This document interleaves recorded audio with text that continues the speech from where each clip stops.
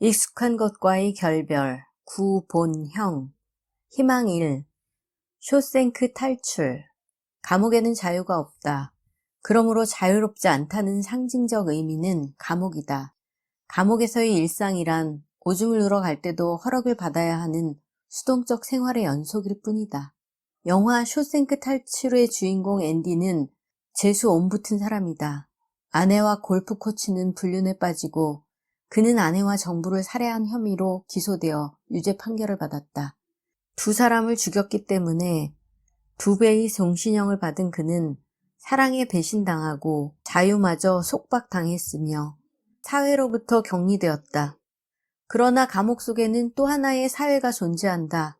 탐욕스럽고 무자비한 노튼 소장과 그의 부하들이 군림하는 무법의 폐쇄 사회가 곧 쇼생크이다. 앤디는 그 속에서 매우 위험한 단어인 희망을 가지고 있는 유일한 사람이었다. 그의 희망은 희망으로 존재하는 것이 아니라 하루하루 구체화되는 희망이었다. 비록 그것은 자루의 길이가 15cm 남짓한 돌 공예용 망치로 쇼생크의 벽에 터널을 뚫는 위험하고 지지부진한 것이었지만 그는 날마다 한 주먹씩 돌을 뜯어내었다. 그러나 오랜 시간이 지난 후 그는 결국 탈출하여 바깥 세상으로 간다. 그러나 앤디의 매력은 그가 각고 끝에 탈출에 성공한다는 통속적인 결과에 있지 않다. 그는 감옥 안에서 적어도 2가지의 일을 자신의 일상으로 끌어들인다. 그는 수동적 일상에서 빠져나와 능동적 일상을 만들어간다.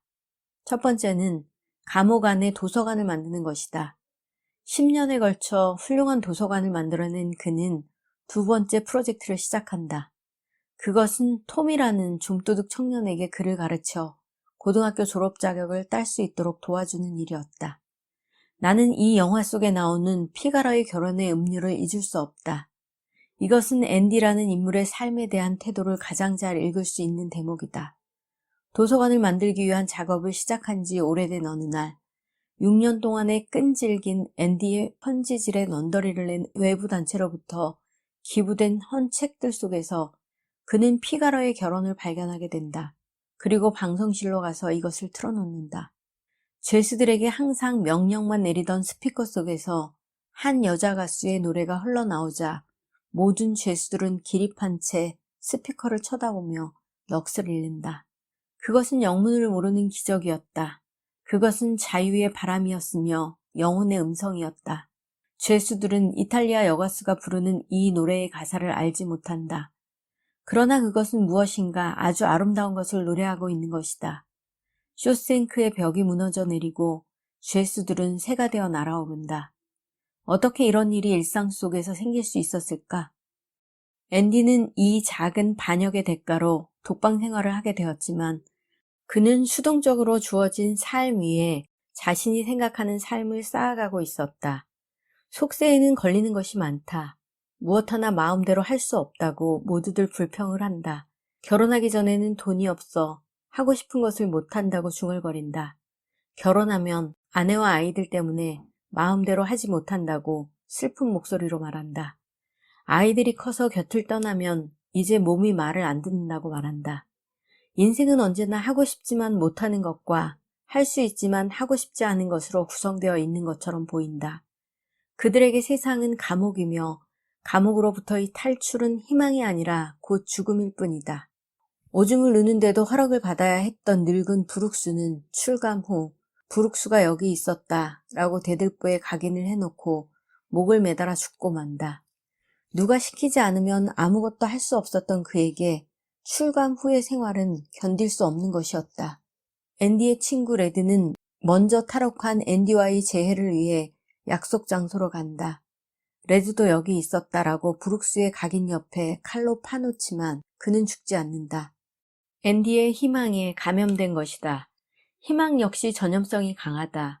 이제 레드에게 그것은 위험한 단어가 아니라 생을 지속하게 하는 힘이었다. 희망을 가지고 매일 조금씩 그것을 구체화시켜가다 보면 우리 역시 언젠가 쇼생크에서처럼 지리한 일상의 감옥으로부터 빗물조차 자유로운 바깥 세상, 내가 일상을 만들어갈 수 있는 세상으로 나올 수 있을 것이다. 세상은 하고 싶고 할 수 있는 곳으로 바뀌게 되는 것이다. 희망 2. 욕망에 대한 그리움. 인간의 삶은 세상과 유리되어 있지 않다. 속세란 자유롭지 않은 곳이다. 속박은 그곳에서 온다. 그것은 내게 요구하고 기대하며 자신이 가치를 강요한다. 그리고 그것은 위험한 욕망들이 서로 엉켜 부글거리는 곳이다. 욕망이 없는 삶은 이미 속세의 삶이 아니다. 욕망과 싸우고 화해하여 도를 얻으려는 사람은 속세를 떠나 수도자가 될 수밖에 없다. 희망은 욕망에 대한 그리움이다. 나는 그것을 가지고 있다. 그러므로 나는 속세를 떠날 수 없다. 나는 욕망에 솔직해지고 싶다. 그리고 나는 일상 속에서 내 욕망을 이루고 싶다. 내가 일상을 살면서 바라는 것은 무엇인가? 목숨의 한 올 한 올을 풀어 갈망하는 것은 무엇인가? 나는 창을 열면 바다가 보이는 곳에 살고 싶다. 말로 표현할 수 없는 신비로운 빛의 감촉이 느껴지는 태양이 아름답고 바람이 부드러운 곳에서 살고 싶다. 그리고 10평쯤의 소채밭을 가꾸어 농약을 치지 않은 싱싱한 채소를 여름 내내 먹고 싶다. 하루에 3시간쯤 책을 읽고 싶다. 책상에 앉아 밑줄을 치고 노트에 적으며 공부처럼 하는 독서를 하고 싶다. 그리고 1~2시간 글을 쓰고 싶다. 나는 한 가지 일을 아주 잘하고 싶다. 그리고 하루하루 조금씩 더 잘할 수 있기를 바란다. 나이가 많이 들어서도 매일 그 일을 하고 어제보다 나아졌다는 것을 느낄 수 있기를 바란다. 파블로 카잘스는 위대한 첼리스트이다.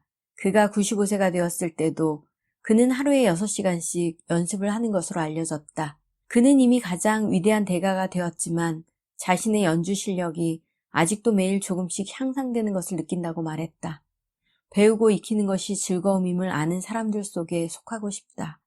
나는 또 좋은 아버지가 되고 싶다. 혜린이는 15살이고 혜연이는 10살이다. 해가 바뀔 때마다 이 숫자는 하나씩 늘어날 것이다. 그리고 아이들은 자신의 세상을 찾아 점점 멀리 떠나가게 될 것이다. 아이들은 이 여행에 마음이 들떠 있다. 긴장하기도 하고 헤매기도 하고 우울해하기도 하고 두려워하기도 한다. 쌀쌀 맞아지기도 하고 때를 쓰기도 하고 악을 쓰기도 한다.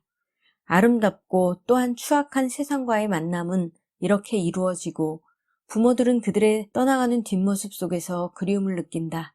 만일 우리가 이 그리움을 이겨내지 못한다면 그들에게 우리는 그저 부모일 뿐이다. 만일 이 그리움을 이겨낼 수 있다면 그리하여 그들이 자신의 삶을 찾아가는 어렵고 아름다운 혼자만의 길을 인정해 준다면 우리는 그들에게 부모일 뿐 아니라 사랑하는 사람으로 남을 수 있을 것이다. 그들이 나와 아내의 삶의 가장 커다란 즐거움이듯 우리들 역시 그들에게 언제나 찾아갈 수 있는 그리움이 될 것이다. 나는 그런 아버지가 되고 싶다. 나는 아이들을 위해 하나의 경구를 만들었다. 힘껏 배워서 늘 푸르고 고운 사람이라고 적어 현관 입구에 걸어두었다. 몇 년 전 아이들의 학교에서 가운 하나씩 가져오라고 했을 때 고심하여 만들어둔 것이다. 처음에는 아이들에게 적합한 것을 염두에 두었으나 지금은 오히려 나를 위해서 걸어두었다.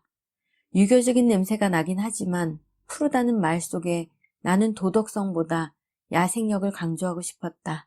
강하고 바다 같은 자연의 힘을 잃지 않기를 바란다. 나는 아이들이 다소 인생을 거침없이 살아가도록 권고하고 싶다. 자신의 눈으로 세상을 보며 그 속에서 배우고 고통을 겪고 그리고 즐거움과 보람을 찾기를 열망한다. 마리아 칼라스는 좋은 목소리를 가지고 있지는 않다.